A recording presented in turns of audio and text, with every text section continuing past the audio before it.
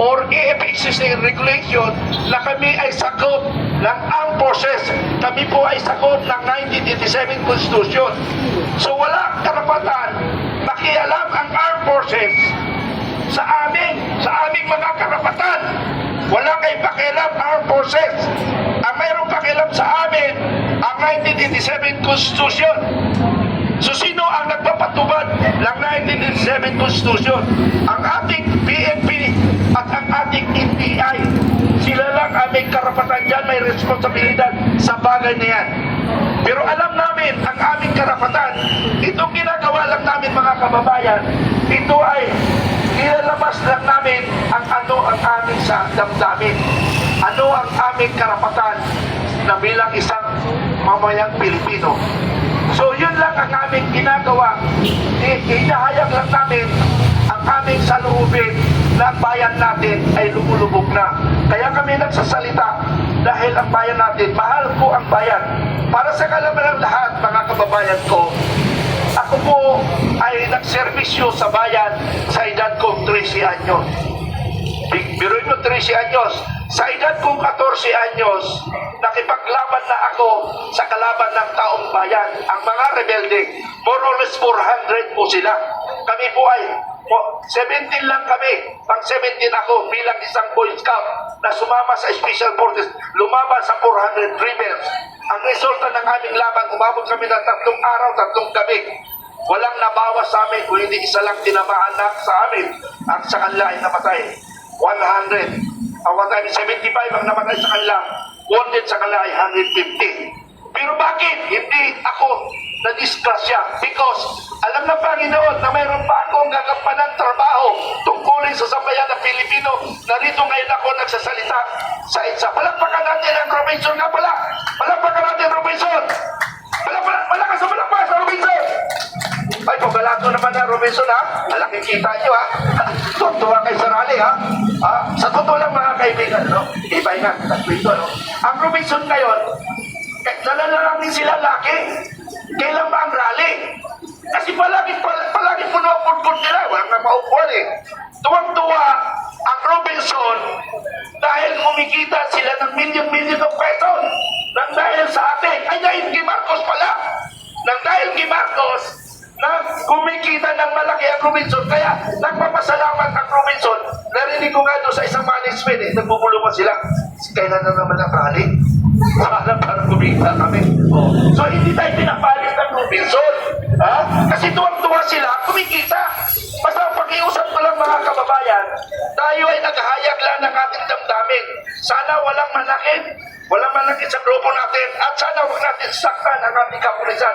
Sila ay nagaganap lang sa kanilang tungkulin tulad ng aking responsibilidad noon. Sila ay tumatrabaho lang sila. Sumusunod lang sila sa kanilang kautusan, sa kanilang pinuno. So yun lang mga kaibigan. Yun na lang po ng kwento, mga kwento ko sa inyo. Sabi ko nga sa inyo, noong panahon 1983, ako po ay kapulan ng Philippine National Police. May hawak na kalasan kami noon, nung kami ay nasa Scout Ranger. May napatalo si Marcos Sr., bumalik ang Junior. Ayun, naging bangag ang presidente natin. Maraming salamat. Ayun, napakinggan natin ang boses ng mga retirado. Colonel Mitra. Thank you, sir, for your service to the country. Una noon, hanggang ngayon, sila po ay retired but not tired. Tama ba, sir? Retired but not tired. Sige nga, ano ang panawagan ng mamamayang Pilipino sa araw na ito? Marcos resign, aristuhin, ikulong sa selda 13. Marcos resign, aristuhin, ikulong sa selda 13. Marcos resign, aristuhin, ikulong sa selda 13. Ayun, mga kababayan, pakinggan natin ang boses mula sa environmental advocate, dating namuno sa merchant ship sa barko. Ngayon, boses ng mga nagtatanggol ng kalikasan ang kanyang bitbit dahil ang gobyerno ng Marcos pasimuno ng panunumbalik ng malawakang pagmimina, mga pagtutroso at mga kasiraan ng ating kalikasan. Pakinggan natin si brother, siya na magpakilala ng kanyang pangalan. Ako'y sigurado, hindi po Marcos ang apelyido niya. Salamat po kay Eric. Salamat po sa pagkakataong ito.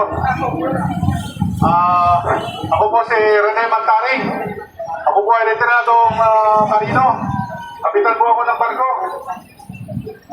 Pagkatapos ko po, ako po ay environmentalist dati, naging defender of nature, naturalista. Yung pong naturalista ay mas mataas ang kalaman kaysa sa environmentalista. Marami po ako mga discount na sasabihin sa inyo. Subalit, ipapaalala ko po sa inyo na kapag ang Administrasyong Marcos ay nagtagumpay, no? Mababalik po ang nangyari po noong panahon ng Marcos Sr. Sapagkat noong panahon po ng Marcos Sr., palibasa, malakas ang kanyang hawak sa kapangyarihan sa Pilipinas, nagawa nilang abusuhin ang kalikasan, no? Nagkaroon ng monopolya sa troso, nagkaroon ng monopolya sa minahan. Kaya yan po ay mauulit ulit. Kung tatanungin po niyo ako tungkol sa naturalista, ang minahan po sa Pilipinas ay hindi nababagay. Dahil ang open pit mining po ay hindi po nababagay sa ating kalikasan. Sapagkat ang Pilipinas po ay dito nabubuhos. Pag dumating ang ulan ay talagang wholesale. Pag delivery ang ulan ng binibigay sa atin. Kaya kapag meron po mga open pit mining, yan po ay siguradong disaster. Pwede po yung mga open pit mining sa Australia, wala nung ulan. Sa South America, Central America, wala po nung ulan. Pero dito po sa Pilipinas, napakadami po ng ulan. Kaya hindi po nararapat na sila ay magpinahan dito. Yan po ay disaster po yan sa kalikasan. Sapagkat lumalabas po na nai-establish na nila ngayon ang monopolya sa minahan. Ang magkasaper po niyan ay ang ating kalikasan. No? Pwede po tayong mabuhay. Ang Pilipinas po ay napakayamang lugar. No? Pwede po tayong mabuhay ng walang mina. No? Yung pong minahan ay pang samantala lang po yan.